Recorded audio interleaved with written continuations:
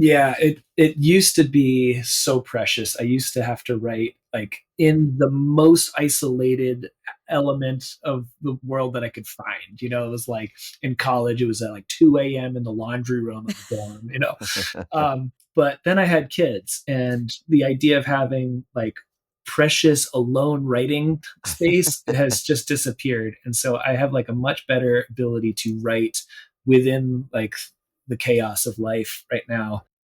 Welcome to the Back Catalog Listening Party, your weekly musical happy hour where musicians pick an album from their back catalog and tell the stories behind their favorite tracks in front of a live online audience.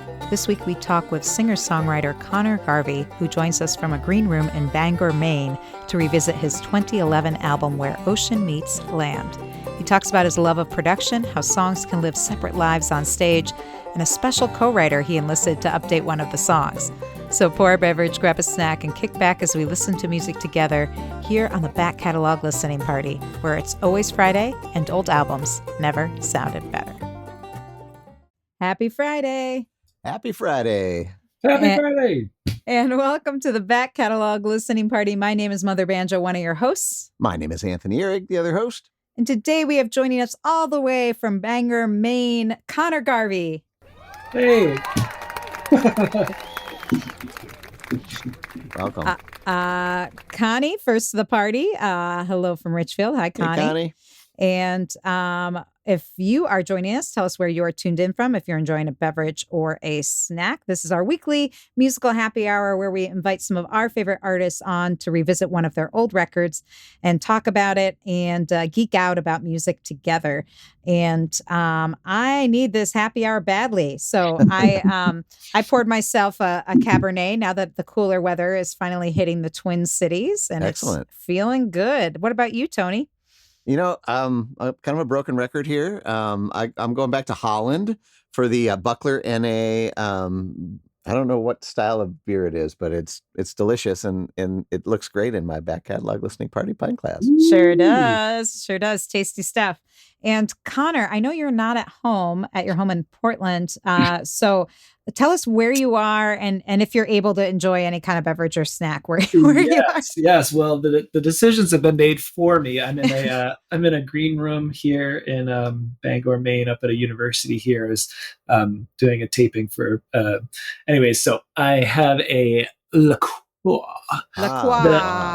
flavor of La Croix do you the have? Pamplemousse. Pamplemousse. That's Fancy. my favorite. The grapefruit. Yes, I figured it was not the time to bring my own beer into the college. So. Probably not. Probably rules about that. Yeah, exactly. Well, Jill is joining us from Narrowsburg, New York. Hi, Jill. Let us know if you're enjoying a beverage or snack.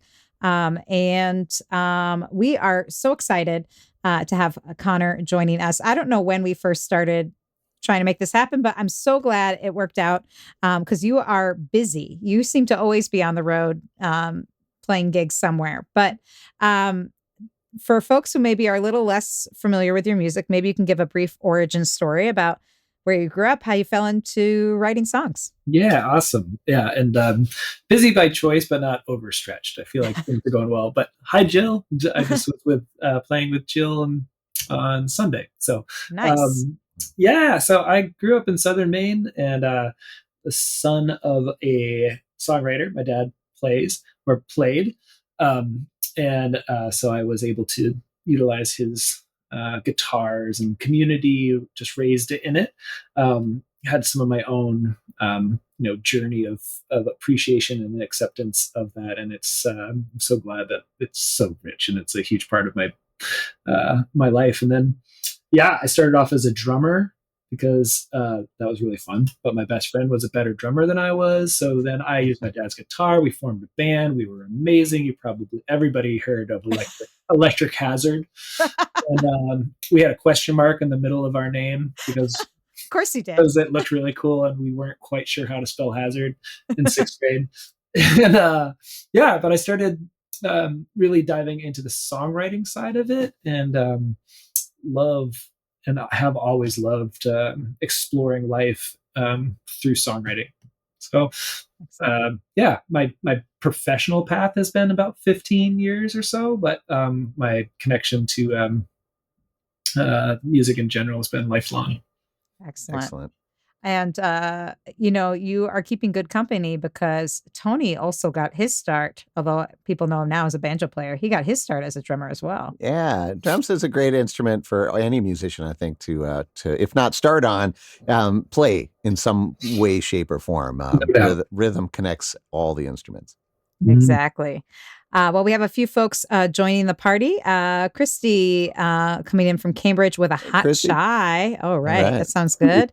And we have Christopher coming in with a cab sav. Oh, I'm in good company. Thanks, Chris. Cheers. Happy Friday. Happy Friday. And we are so excited to have you on the show, Connor, and to dive into one of your records. And the one that you chose is Where Ocean Meets Land. It came out in 2011. And tell us a little bit about this record and why this was the one you wanted to pick. Yeah, so I love the concept of what the back catalog challenges us to look at, and I was really nervous, like which back catalog am I going to go to? There was a sign that came to me when I was flying, and actually, Tony, I put that picture into the. I was flying to gigs in the Midwest when we were talking about doing this, and I saw that river delta outside of Maryland, and I was like, okay, that's the sign, that's the record I got to go to, because it looks so much like the record cover. It really does. I'm going back and forth. For those who are listening to the podcast, we'll have these in the show notes, but the record album cover and this sign that Connor saw from the airplane window, I can see why you chose this one. Yeah. And the record cover actually was a cool story in its own, in that that's a photo of the Ganges River Delta, and the back of the album is like the rest of the river, and that came from NASA. So I recorded this record in 2011 or 2010 really is when we recorded it, and I had just moved to Portland, Maine from Montana, where I had recorded an awesome record with Chris Cunningham of Story Hill. Really tempted to go to that record as well, but this was like my coming into Maine, moving there, kind of a new chapter of life, kind of in all earnestness, like first chapter of like adulting. And a lot of the songs that came out of this came out of a really rich period of time of exploration, and that Where Ocean Meets Land just feels like it just captured a really interesting time of my maturation. So yeah, I'm nervous to like go back and listen to these songs publicly again. I still play quite a few of them, but it's amazing what how songs might kind of change in my interpretation over 14 years. And I did myself the interesting service of not listening to this in advance of this, so that whatever reactions I have are just authentic and fresh. Excellent. We do love that, because there is something, even if you do listen before the show, you're going to hear totally different things, I think, when you listen with us and with all the people joining us online, and when you're not doing other things. And that's what I love about this hour, is that we get to just enjoy the songs and take them as they are. So we're going to dive into this record right now. And the first track that you picked to feature is Reflection. Is there anything you want to say about it before we take a listen? Nothing of grand importance. Just I wrote this at the Kerrville Folk Festival when it was like 105 degrees, and I was sitting under a scrub oak tree, far from home. All right. Well, let's give it a spin. This is Connor Garvey, The Reflection, here on the Back Catalog Listening Party.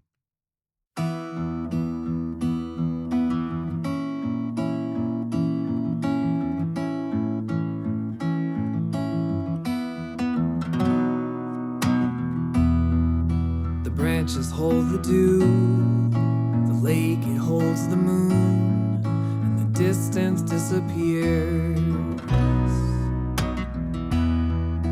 Reflection moves in time and weathers ripples fine, as if the moon were here. But there's a cloud between me and you. It's hard for life to make it through, and I know the distance.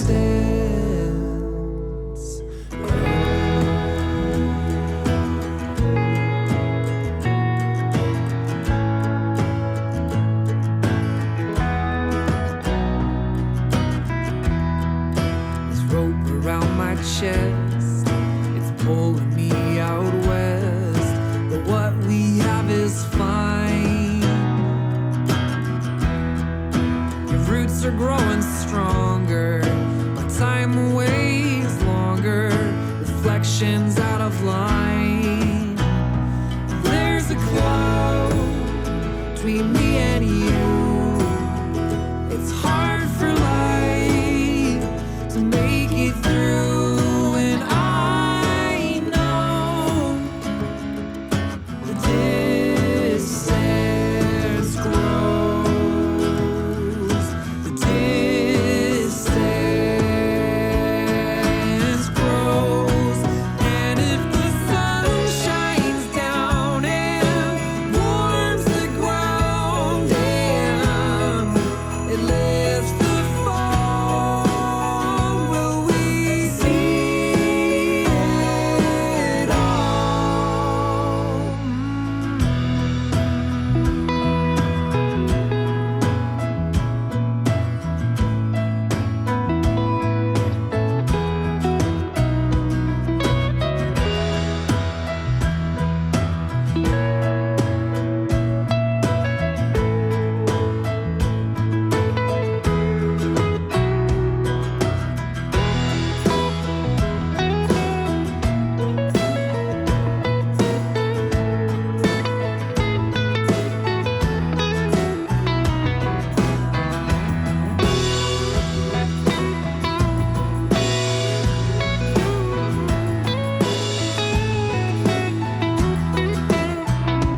There's a cloud round both of us.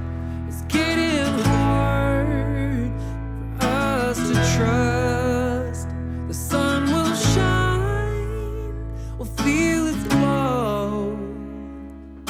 The distance grows, the distance grows, the distance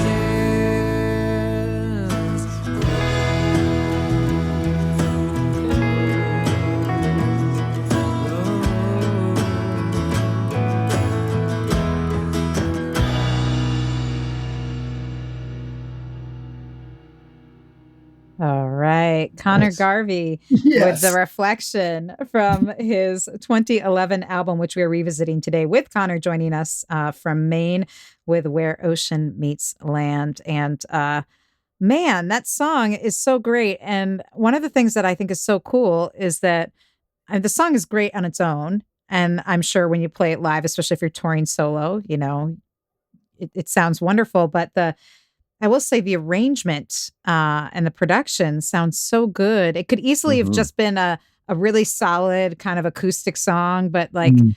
I feel like there's so much dynamics with what's coming in and out, and that the instruments aren't always doing the same thing. And And a rare guitar solo on the back catalog listening party, folks, and a darn good one at that. It's a Yeah. good guitar solo. It's Really so good. Really, really good. I mean, we don't get a lot of them here. It's kind of a rarity here in the kind of folk roots Yeah. albums. That sounded great. You got to tell us who was playing on this track and Oh, where it was yeah. recorded. Yeah, so that's such a great reconnect because so Pete Morse is the electric guitar player and the engineer on this record. Dan Boyden is the drummer, and Colin Windsor is the bass player. Here's Colin and Dan. That was in my basement room at the time. It was called the Liger Lounge. That's where I lived. And then Pete in the other photo in the studio setting. Pete's behind the board there. I'm still playing with those same guys. We're on our 14th year, 15th year of playing together, and so Wow. it's fun to hear the maturation of like they're playing too as I'm going back and hearing this. But I love that solo that Pete does and the process of recording that. But yeah, I love the process of recording a record when you give yourself permission to explore sonic space. And I was telling you guys right before this that I listened to the back catalog of Deb Talon's Bird Flies Out, and I just reminded of how much I love production. I love how many ways songs can continue to interest and engage you. yes, I love the stripped down. I love playing solo. I love the solo show. And on records, I love to have like texture and yeah. And it's fun to remember all of these players. I forgot Putnam Smith was singing on that record until just now. He's like Great the musician. low part. Yeah. And a fellow banjo player. Nice.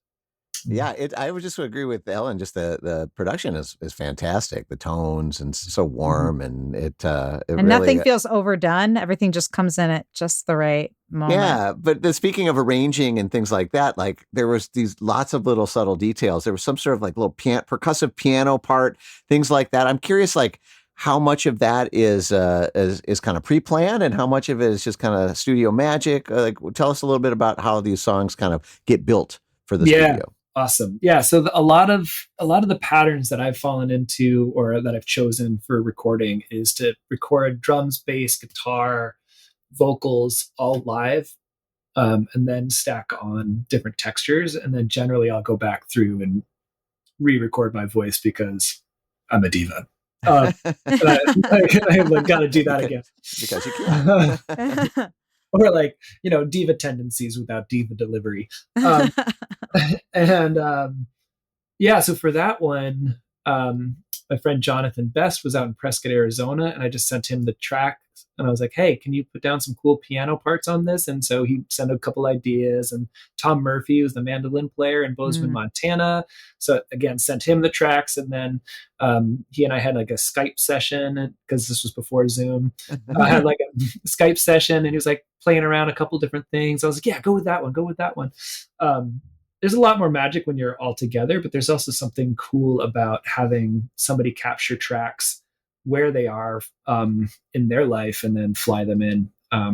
So that song has, I guess, a happy balance of like people in the room and friends from afar. Yeah. And with a track like this, because again, there are parts that seem to, there's a lot of songs, a song might build and more instruments might get added or subtracted, but it felt like the instruments were doing a variety of things throughout the song. Like they weren't always like, oh, this is the function of this instrument is rhythm, or this function of this instrument is more melodic or harmonic. So did you end up doing a lot of subtraction in this production? Because it feels like there's moments where there's things get like dialed back, like, and I know people have different, obviously you're adding on tracks, but did you feel like after you get all these tracks that you have to spend a lot of time taking out stuff? Absolutely. Yep. 100%. Yeah. It's the taking out process is kind of where it gets to be like that Miles Davis, like jazz mentality of like the space between the notes, like starts to have that impact. And when we've laid out a bunch of these tracks and then you take something out and you like having known it was there, you kind of like lean into it and like you want it, but then that energy actually is kind of fun to play with. And you're like, all right, maybe everybody doesn't know that this had something else there, but the energy still kind of has a relic of that. Well, and also that must be, but it is kind of like hard because like if someone lays down this amazing part, you're like, oh yeah, I want it all in. But then you're like, that doesn't always serve the song, and they're just piping in their parts. So, so were you the producer of the project? Like, are you the one kind of calling all the final shots, or did you have any co-producer in this situation? Yeah. So Pete, the engineer, guitar player, he was a co-producer on this project. We really got to know each other through this project, and he's since become one of my best friends. But this was kind of like our getting to know each other. So we were kind of tiptoeing around some things, early on. Album. Yeah. It was a courting record. Yeah. But we worked collectively on that, and then over the years with different projects that has taken on it like different ownership. And right now I'm recording a project where Dan, the drummer from this project, is like straight ahead, full on producer, and I'm just like trusting and amplifying his decisions. And it's a different position to be in, which is also really cool. Hey there, would you like to be part of the live show? Well, become a member of the Back Catalog Listening Party Patreon, and you'll get a backstage pass to weekly online tapings where you can ask the artist questions and participate in the live chat with a fun community of like-minded music nerds. You'll also get a first look at upcoming guests and receive invitations to special live streams and private after parties. So join the party today at patreon.com/Back Catalog Listening Party.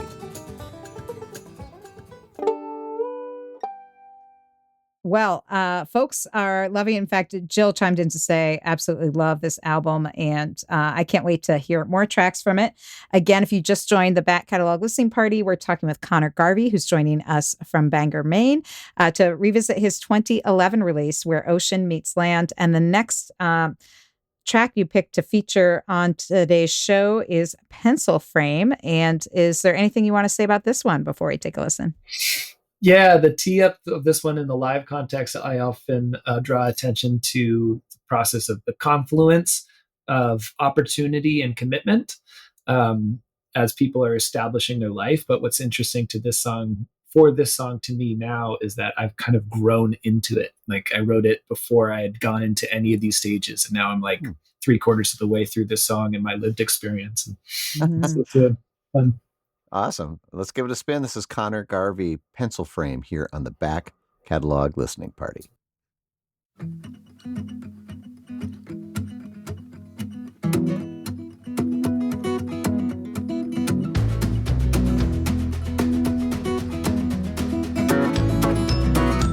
There's an empty frame, about head high, except eggshell paint.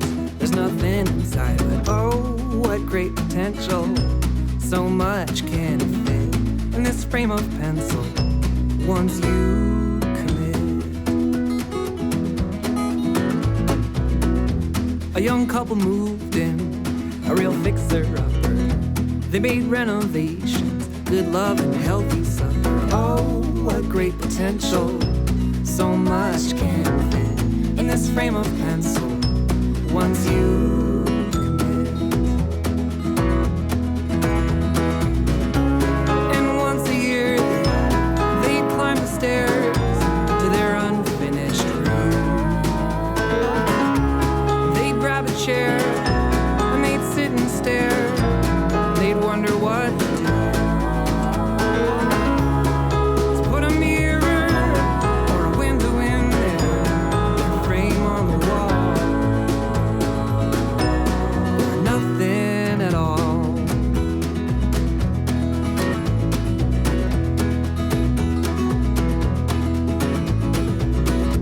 So they got engaged and they chose a date for June the 4th. Why should they wait? 'Cause oh, what great potential. So much can fit in this frame of pencil once you commit. And their family grew and they built new walls, and little feet ran down the halls. But oh, what great potential. So much can fit in this frame of pencil once you commit. And once a year they'd climb the stairs to their unfinished room. They'd grab a chair and they'd sit and stare. They'd wonder what to do. To put a mirror or a window in there, their frame on the wall. Nothing at all.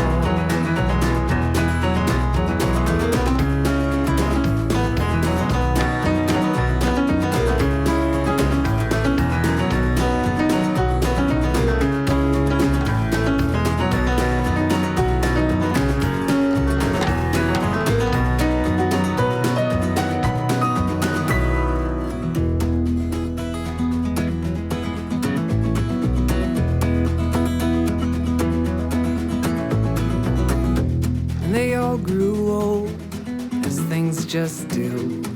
The halls and walls, little leather shoes. Kids moved out on their own, and they left the folks in the unfinished home. Now they spend their time atop the stairs with the same sight from the same chairs. but the empty frame, each day it changes as their life slideshow rearranges. Oh, what great memories, so much they fit in this frame of pencil without touching it. Oh, what great memories, so much they fit in this frame of pencil without touching it, without touching it.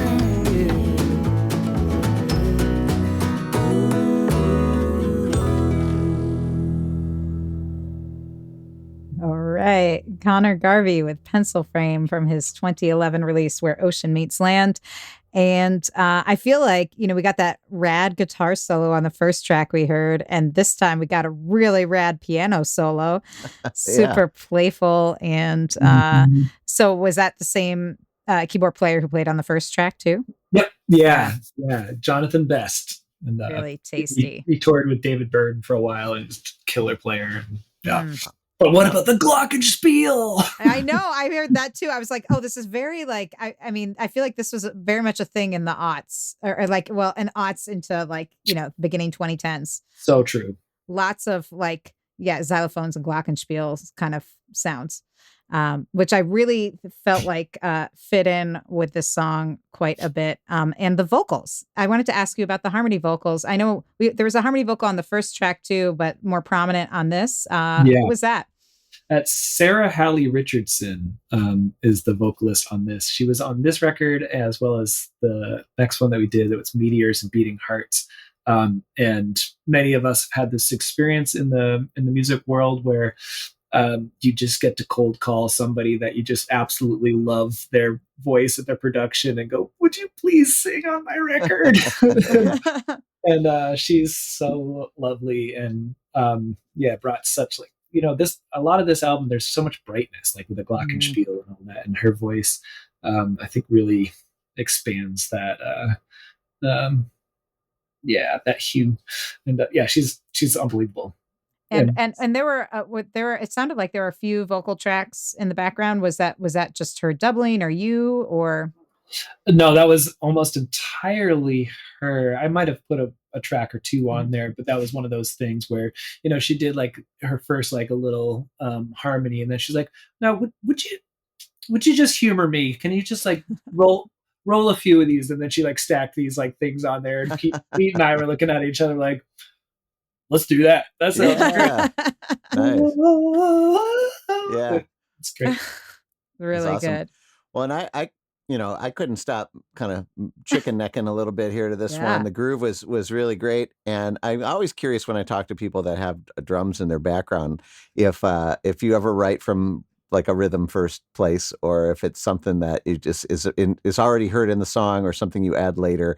It really kind of, it felt like this is a song about movement in life and stages, like you mentioned, and just curious about as a former percussionist, or how rhythm plays into your writing. Oh, rhythm is huge, and one reflection that I had on that is how much slower I think I play that song now, but it's also probably how much like slower I live.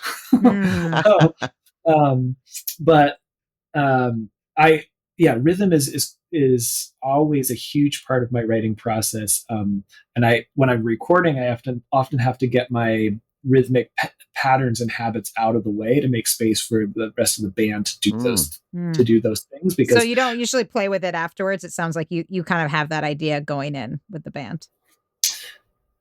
Oh yeah. Well, I don't know if that's the exact.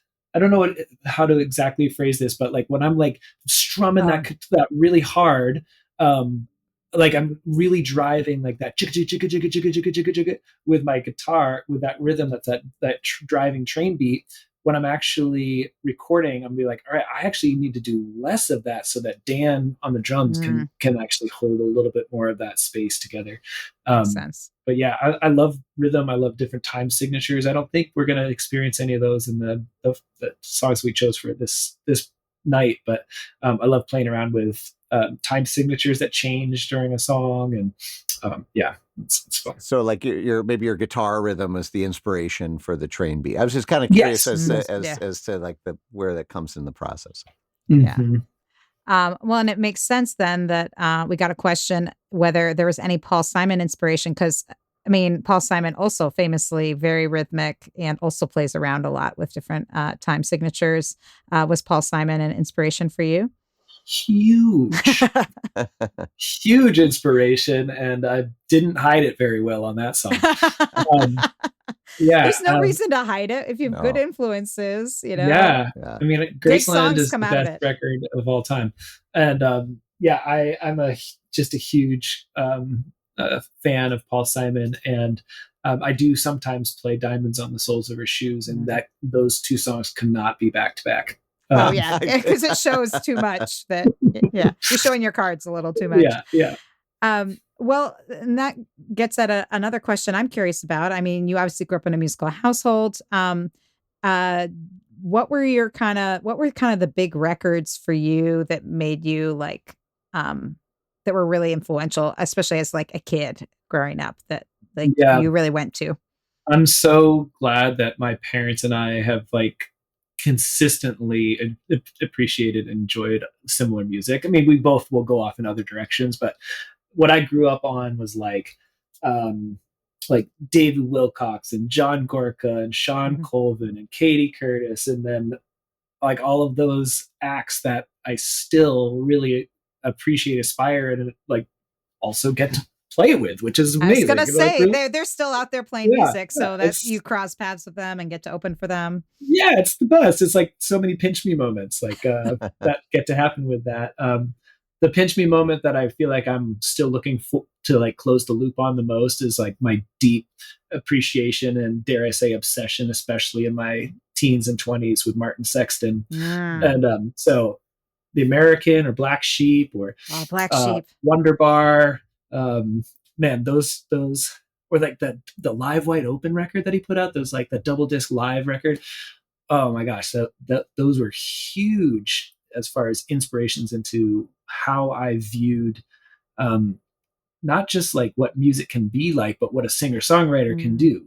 You can, especially with just him with a guitar. Like, I mean, when you get an album like Black Sheep or his live records, like you really get a feel for like, oh, you can do that much with just your voice and your guitar, which is so amazing.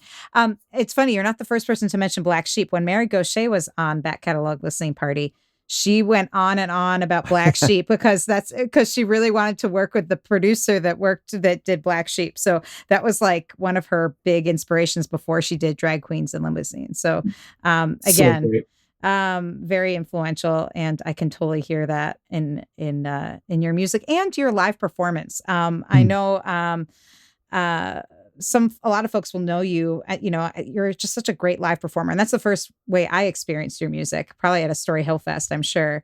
Or maybe Folk Alliance. And I feel like you also have that really, maybe it's not natural. Maybe you've really had to work at it, but you seem to have a very natural ability to like connect with an audience and really like right away, like you make the audience feel like at home and comfortable and connected, which not everyone, some people take several songs in. You feel like you go right for the jugular right away, in the best of ways. I shouldn't say jugular. It makes it sound like we're being attacked, but more like hugged. But is that something that you learned from watching these artists that you mentioned, or is that something that you kind of had to, kind of work at and craft as you went? Thank you. First off, thank you for saying that. And I do really value, probably more than anything, the ability to like connect with audience during a show. And if like that connection doesn't happen, I could have played every song great and that would be like, that show sucked. Why did I totally failed. And vice versa. Like I can connect with the audience and then like butcher every song and be like, oh, it was great. I think some of that comes from the learning from watching other musicians that are able to do that. And I truly like I've been reflecting a lot as well about just other sacred spaces and intentional spaces. And growing up in like a summer camp rich like childhood and early early adulthood where there's like so much focus on like, at least where I went, so much focus on like, how do you make every moment as like precious as it can be, and like invite each other to be reflective and reverent, and this is such a rich thing. So I almost think, well, I don't almost think, I do think that it's as impactful to my stage projection, not persona, because it's just me, but like how I want to project when I'm on stage. A lot of that comes from the camp world more as well as music. Yeah. Wow. Yeah. Yeah. Well, I can totally hear that. And if folks want to stay in touch with you and see when you're playing, you do have an email list, which folks can get to if they go to your website, connorgarveysongs.com. And we should mention that this record that we're revisiting today is also available in physical copy. And if you like how it's sounding and through the podcast or on YouTube, it's going to sound even better when you get those high-res files, and you'll get that cool artwork as well from courtesy of NASA. So yeah.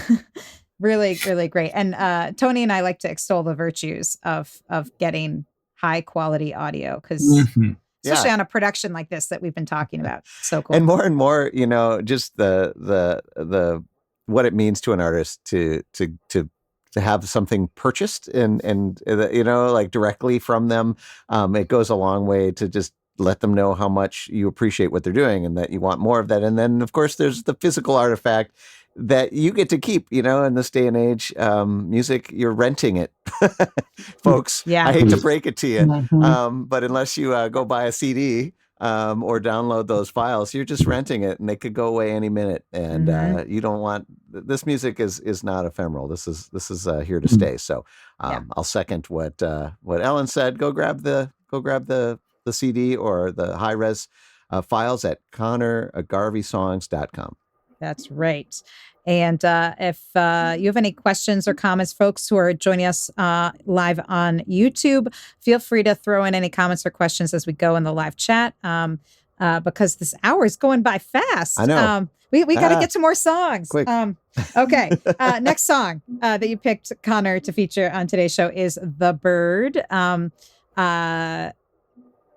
The Bird, not just any old bird. The Bird. No, not just any old bird. So tell us about this bird, this very specific bird.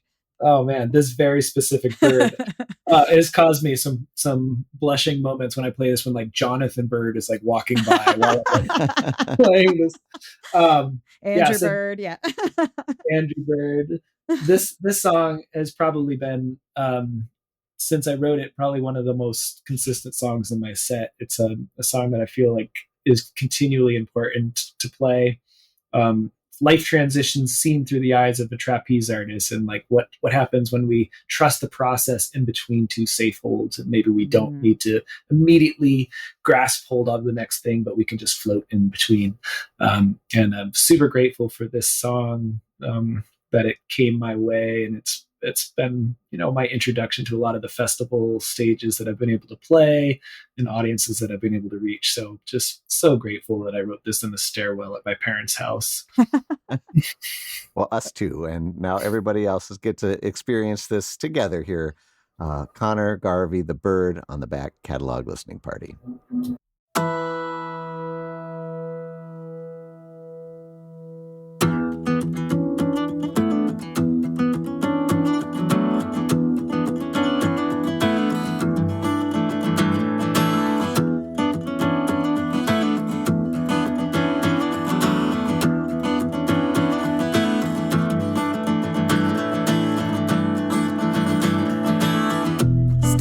Platform high, a stick on a rope in hand. People come from far and wide, the trapeze man. The circus comes once a year on the tracks from Illinois.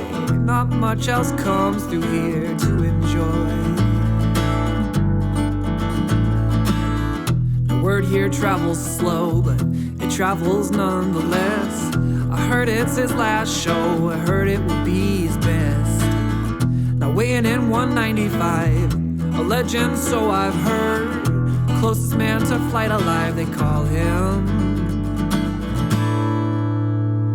The Bird.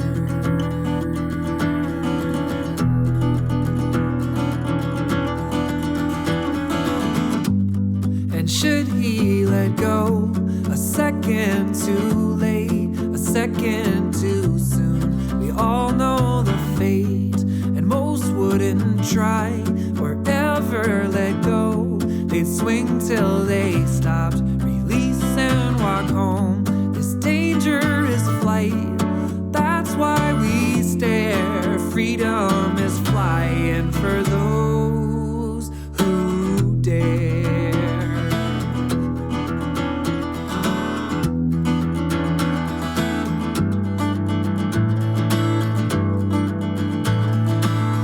The ticket taker took her toll. The crowds pushed to their seats. Starts with a drum roll, the quick and hard beats. And they sat through the elephant and sat through the lion's roar. Silence the evidence who the crowd was for. Now, ladies and gentlemen, I hope you've enjoyed the show. We've got a special treat before you go. A man's not made for flight, this I'm sure you've heard. But let me introduce tonight the man, the legend, the bird.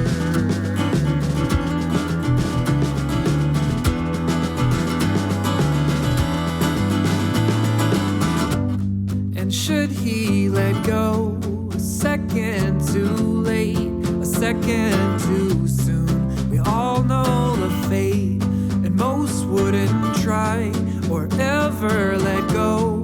They'd swing till they stopped, release and walk home. This danger is flight, that's why we stare. Freedom is flying for those who dare.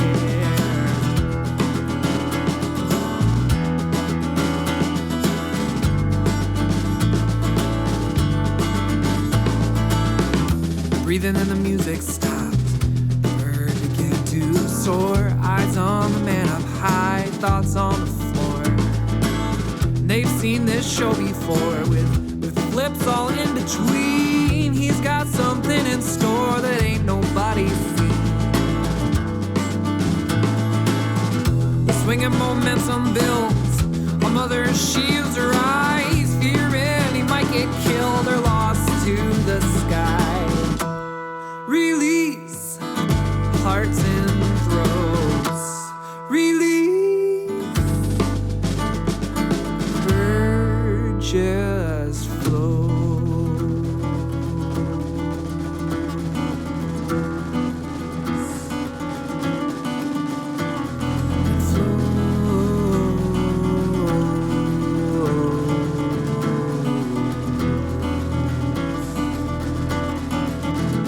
Minutes passed, and still he soared.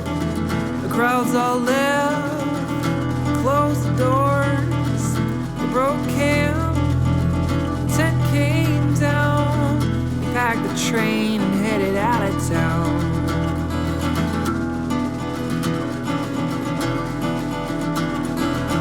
He escaped the circus, escaped the show. At his peak, he just let go. In this town where truth is blurred, there's talk of flight and a man, a legend, a man, a legend, a bird. There he goes.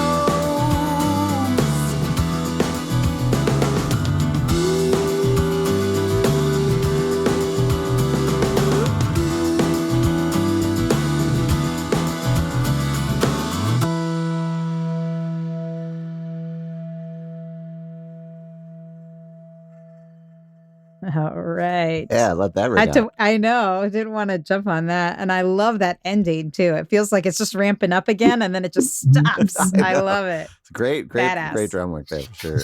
Yeah. Chris agrees, says cool song, like it. Connie jumped in, great song. Yeah. Agreed. Really Thank you. good. That was Connor Garvey with The Bird from his 2011 album Where Ocean Meets Land. And that's another one where, like, again, it just has such a great driving guitar rhythm. And then when those drums come in, oh man, you're just like, yeah.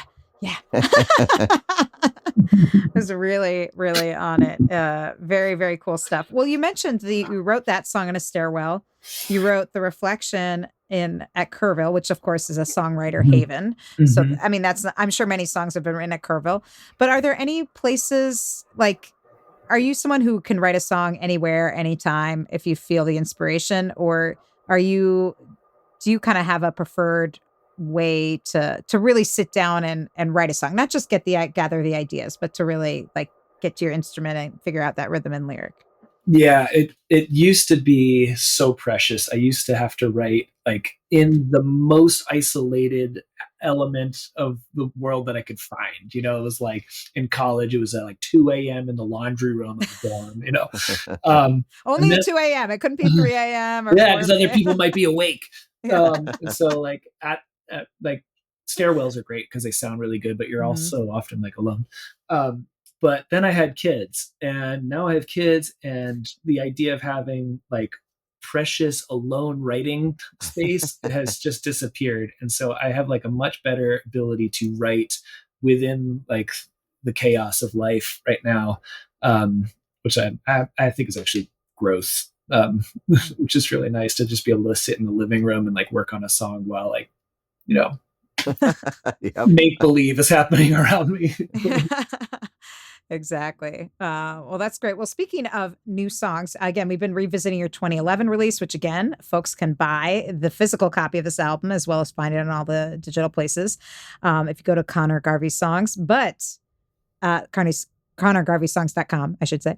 But you have some new music coming out as well. Tell us a little bit about what you have, your upcoming project, because I hear it's a little bit different. Some New Orleans vibes. Yeah, there's a whole different energy to this one. So I'm recording a record right now with a group that's called the Finest Kind Band.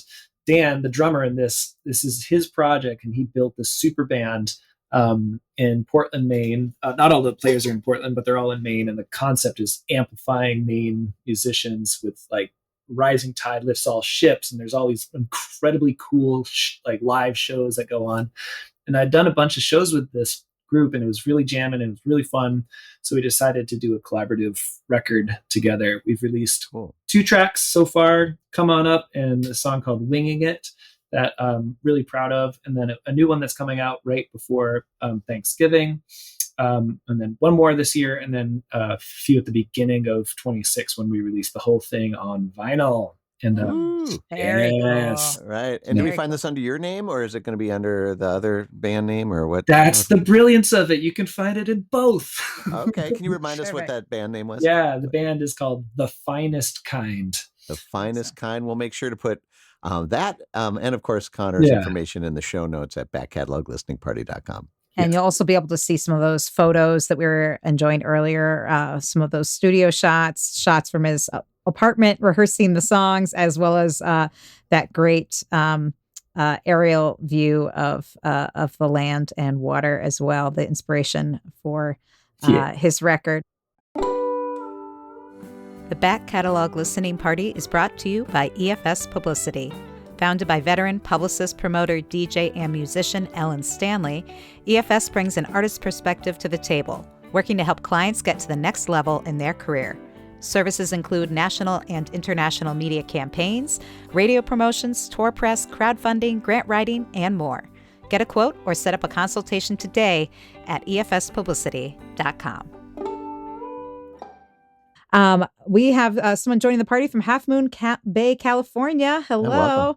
And if you have joined the party, feel free to chime in. Tell us where you're tuned in from, if you're enjoying a drink or a snack for this happy hour. And most importantly, if you have questions or comments for Connor, because we only have time for maybe only one more song here, folks. But just goes to show you have to hear the whole record, because we're just getting like a sampler platter of the record. But there's so many great songs from it, so you have to check out the whole thing. But before we get to this last song, I want to take a moment to thank our Patreon supporters. These are the folks that have kept this show going, the Back Catalog Listening Party, going for over 5.5 years, Tony? That's nuts. Yes. What? Yes. Oh my goodness. Think of all the records we've listened to. 268. We're 9, so lucky. Something like that. We listen to it. Yeah. It's been fantastic, but it's made possible, like you said, from these people who decided, even when the world opened back up, this was our little pandemic project, but the world opened back up and they said, no way, we still want to meet every week and appreciate older albums and talk to artists and support what they're doing. And we can't thank you all enough. Yeah. So we want to thank the folks that have made this show possible. Penny, Ann, Alinda, Bevan, Connie, Vaughn, Alan, Chris, Becky, Peggy, Joe, Jim, Beverly, John, Tim, Sarah, David, Jocelyn, Matt, Steve, Mark, Severin, Lynn, Mary, Nikki, Joni, David, CJ, Christy, Diane, Hetty, Sandy, Neighbor, Ann BZ, Paul, Cynthia, Ross, Mike, and our two newest patrons coming in this week, Eric and Stephanie. Thank you so much. Welcome. Welcome to the party, Eric and Stephanie. We're so happy to have you joining us. That's right. Appreciate it. And if you would like to join our Patreon community, you can do that at patreon.com/back catalog listening party. And when you do, while supplies last, you can get one of those cool back catalog listening party pint glasses, which I see Tony is now pretty empty. That means a sign of a good happy hour. That's the beautiful thing is as the happy hour progresses, the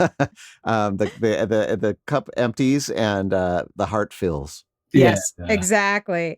And then you also get invites to the live taping. So if you're listening to the podcast and you're like a big Connor Garvey fan or Deb Talon fan or Mary Gaucher fan, all these folks, John Gorka, all these folks that we've mentioned on the show, and you're like, how do I get invited to the party? I want to ask my questions from these artists and geek out about the records with them. Well, this is how you get your invite is you join the Patreon, you'll get invites to all the live tapings. You'll also sometimes you'll get free downloads from our guests and other cool things. So and first look at all the guests and what's coming up on the podcast as well. So if you would like to do that, we would love to have you join the party. But mainly, we're just happy for your ears. So even if you're just joining us, listening to the podcast, thank you for being here. It's more fun with you here. The party is better and more merry with the more folks that are joining in. And some great comments coming in. Thank you for this. Always glad to hear, Connor, and thanks for doing this. Well, it's our this pleasure, is Jill. This is like the most fun we have. We do a lot of musical things, Tony and I, but I have to say, this is really like my favorite hour of the week. Yeah. This is what social media should be. Exactly. All the best parts. Well, we're going to get to one more song here. And we wish we could get to all of them, but this next song is a longer one. And I'm excited because, you know, what I love about this show is we invite our favorite artists and the artist picks the record and they pick the 4 or 5 tracks that we enjoy on the show. And it gives artists an opportunity to shine a spotlight maybe on albums or songs that maybe didn't get as much attention. And I'm guessing that 5-minute and 45-second song maybe didn't get a ton of radio airplay is my guess, Connor. No. But anyways, glad to be sharing this one. Yeah. So one of the songs I'm psyched to go into this one, but one of the connections that I wanted to make is we also were toying with the idea of playing a song called Heart of the Ocean, which to connect the dots, we are remaking a version of that with the Finest Kind that will be coming out next year. So that'll be a kind of a fun one. Oh, nice. But Monster is what we're going to share for now. And this is a song that I didn't sunset it, but I didn't feel like I could live into it in the same way for quite a few years. And then it has come back with a vengeance. I just feel like this song is I changed a couple of the lyrics actually to make it a little bit more contemporary to some of the challenges that I feel like we're going through. But this is a song that just speaks to showing up in the face of challenge and knowing that the world might be a challenging place, but we're going to be able to find our way through this if we can just like let it wash over and then like move forward. Amen. Well, so what a great way to end this hour with Connor Garvey with Monster here on the Back Catalog Listening Party.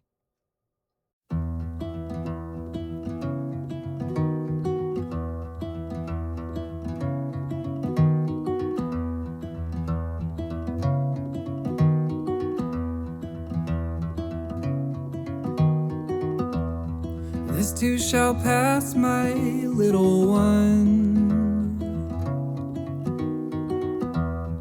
Morning will come and bring the sun.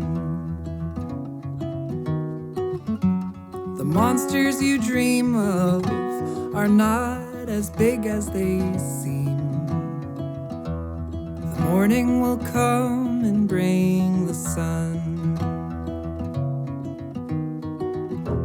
and this too shall pass, my good friend. Work will be found and life will mend. The longer the wait, the more you'll feel the change. Work will be found and life will mend. So let it wash over, let it wash over. Let it wash over, and then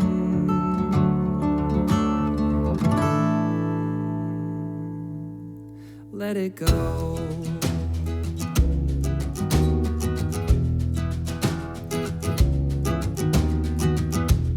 And this too shall pass, lover of mine. Weather the storm, will weather time. This path that we walk on is not a path in the sun. Weather the storm, will weather time. And this too shall pass, this mess we're in. Fear will fight, but it won't win. The strength of a love will not be judged by a law. And fear will fight, but love will win. So let it wash over, just let it wash over. Wash over, and then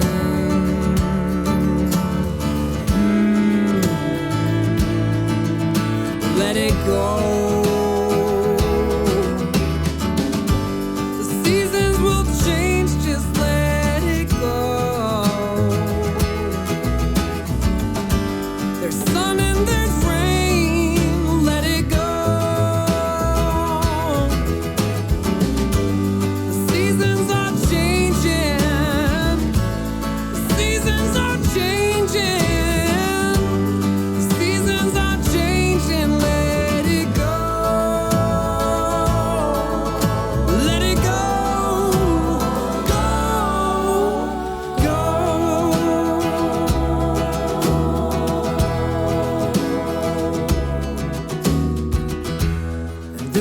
Shall pass my earthly days.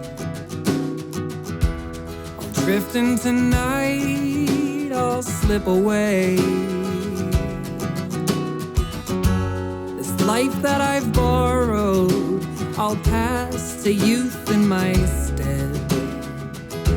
I'll drift into night, I'll slip away.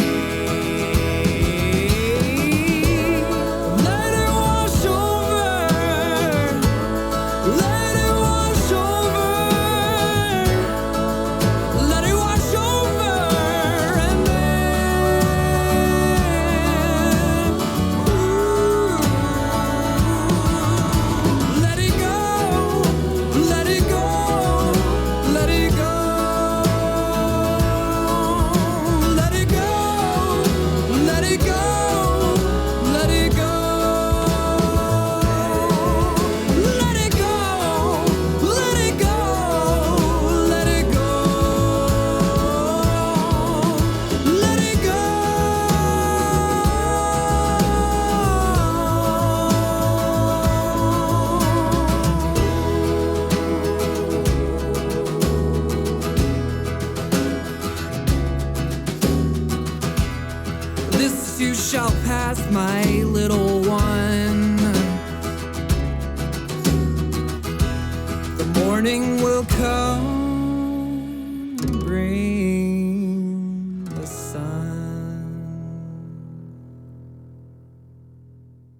All Yes. right, Connor Garvey with Yeah. Monster. What a great way to end this hour. I feel like we all need that Yeah. kind of motivation and encouragement. Connie's saying, so glad you chose the song. Thanks for a wonderful show. Another comment, Connor, thanks for being on the show. You have vocal nuances in your vocal tone that is very special. BCLP crew, thumbs up. Thank you, Christopher. Thank you. Yeah, this has been such a great hour. And I have to ask, yeah, so freaking relevant right now. Another comment coming in. Thank you. Was two questions. One is, was that a bass or a cello doing those low notes in the beginning? Yeah. Oh my God. It felt so good to hear that. It's bass with a bowed bowed bass. bass. Oh, Yeah. so it felt like I could feel it in my core. I was like, this is what I need right now. Yeah. Some of those low notes really can anchor you in a really powerful way. Totally. And then my other question is, what was the lyric you've changed? You said you've updated the song to be more I had relevant. that same thought. Yeah. So in the depending on how you define it, the second or the fourth verse, this too shall pass, this mess wherein fear will fight and love will win. The strength of a love will not be judged by a law. Fear will fight and love will win. That was written during a period of time when we were fighting for marriage equality, and it's still a very relevant thing to stand up for. But it felt like actually my mom helped me to like reflect on like in what way can we expand that thought. So I actually did a co-write with Martin Luther King Jr. on this one. And well, one of the best, right? One of the best. And he's so giving, you know? But he has a line that I've worked in there, and I give him credit.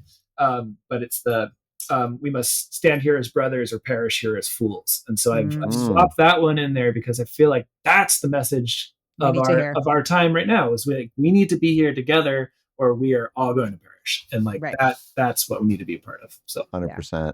Yeah. Well, that's a great way to end this hour. Connor, thank you so much for spending an hour with us to talk about this record, Where Ocean Meets Land.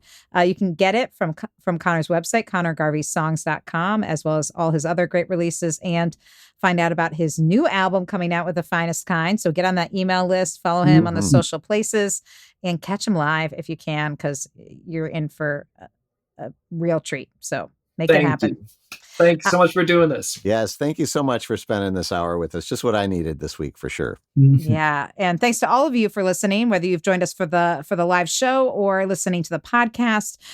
You can always check out all the show notes and all that good and the links to all these other projects that Connor's involved in by going to backcataloglisteningparty.com. If you enjoyed the show as much as we know you did, based on all the comments and clapping emojis we're seeing on the screen, then you can like it on whatever platform you're listening to, review it, subscribe, because then you'll be notified of all the other great guests that we have on the show. We can't have Connor every week, sadly, but we'll have other great guests and you'll get notified about them when they appear. So thank you for being a part of this hour with us. It's better with you being here. So thank you. Yep. For sure. Thanks, everybody. And, keep supporting independent music and artists and keep standing together, because that really is the solution here. And thanks for the reminder, Connor. And everybody, we'll see you next week here on the Back Catalog Listening Party. Cheers. Cheers. Bye. Cheers. Thanks for joining us on the Back Catalog Listening Party.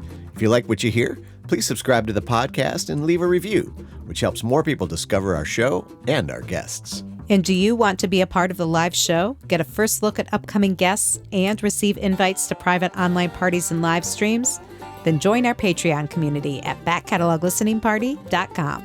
Have a great week. We'll see you back here next Friday for another edition of the Back Catalog Listening Party.